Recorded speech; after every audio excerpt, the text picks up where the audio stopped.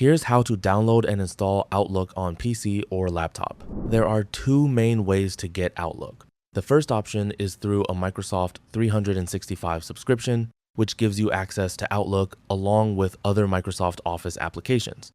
The second option is free and only requires a personal Microsoft account. Let's start with the Microsoft 365 method.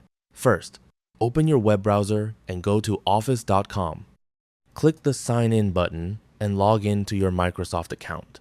Once you're signed in to Microsoft 365, you have two options. If you click on these dots and select Outlook, you can access Outlook directly in your browser and use the online version. However, if you want to install the desktop version, click on the dots again and select More Apps. From here, look at the top right corner and click on Install Apps. As you can see, you'll be asked to purchase Microsoft 365 in order to install the desktop applications. Once you have a Microsoft 365 subscription, you'll be able to download Outlook along with the other Microsoft 365 applications on your computer. Now let's move on to the second method. Open the Microsoft Store on your computer.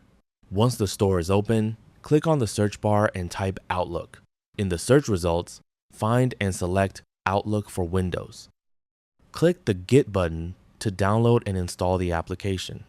In my case, the app is already installed, so the button says Open instead of Get. Once the installation is complete, click Open to launch Outlook. You can now use the Outlook application on your computer. And that's it. That's all for this video. Thanks.